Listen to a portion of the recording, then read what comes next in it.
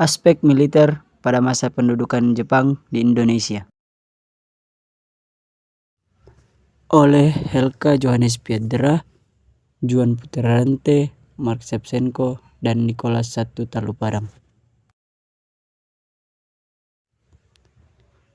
Pendahuluan tinjauan sejarah pendudukan Jepang di Indonesia pada tahun 1942 hingga 1945. Periode ini ditandai dengan perubahan militer dan sosial yang signifikan. Strategi militer yang digunakan oleh pasukan Jepang. Yang pertama, perang gerilya. Jepang menggunakan taktik gerilya untuk menguasai dan mendominasi berbagai wilayah, mengganggu gerakan militer dan perlawanan setempat. Yang kedua, peperangan perkotaan. Strategi yang disesuaikan untuk pertempuran kota diterapkan, sehingga berdampak pada penduduk perkotaan dan menyebabkan pergolakan yang meluas. Ketiga, taktik angkatan laut. Strategi angkatan laut Jepang bertujuan untuk mengamankan dan mempertahankan keunggulan maritim di seluruh kepulauan Indonesia.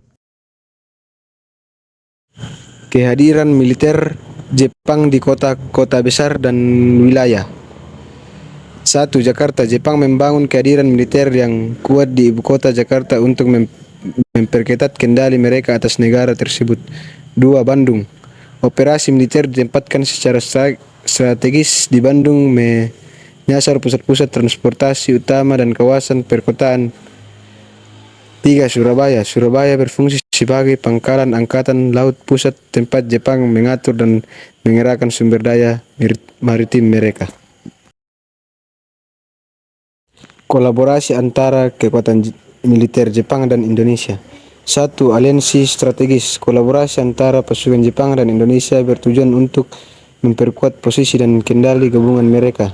2. Pelatihan dan integrasi.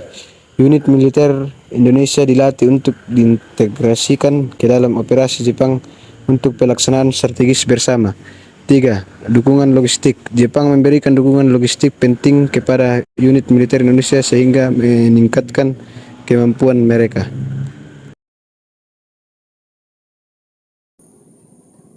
Gerakan perlawanan dan perang gerilya melawan Jepang. Yang pertama itu perjuangan kemerdekaan. Kelompok perlawanan lokal berjuang keras untuk mendapatkan kembali kedaulatan Indonesia dan melawan pendudukan Jepang. Yang kedua itu operasi terselubung. Taktik perang gerilya digunakan oleh gerakan bawah tanah untuk mengganggu dan menentang otoritas Jepang. Pendudukan Jepang terhadap militer Indonesia. Yang pertama itu reorganisasi. Pendudukan Jepang mendorong reorganisasi dan restrukturisasi militer Indonesia secara signifikan. Yang kedua itu akuisisi peralatan, senjata dan perlengkapan yang direbut atau disediakan oleh Jepang mempengaruhi kemampuan pasukan Indonesia. Yang ketiga itu pelatihan strategis. Teknik dan metode pelatihan militer Jepang mempunyai dampak jangka panjang terhadap taktik militer Indonesia. Pembebasan dan peran pasukan sekutu dalam mengakhiri pendudukan. Yang pertama, pembebasan. Pasukan sekutu memainkan peran penting dalam membebaskan Indonesia dari pendudukan Jepang yang mengarah pada kebebasan baru. Yang kedua, dukungan sekutu. Dukungan dan sumber daya sekutu memfasilitasi keberhasilan pembebasan dan pemulihan kedaulatan Indonesia. Yang ketiga, akhir pekerjaan. Pendudukan berakhir dengan upaya gabungan dari perlawanan Indonesia dan pasukan sekutu. Warisan dan dampak jangka panjang pendudukan Jepang terhadap militer dan masyarakat Indonesia. Yang pertama, modernisasi.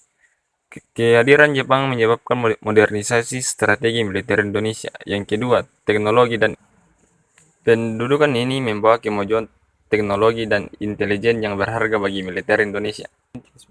Yang ketiga, pengaruh budaya. Pengaruh Jepang turut menyebabkan pergeseran dan pengaruh budaya dalam masyarakat Indonesia. Sekian dari kami, terima kasih.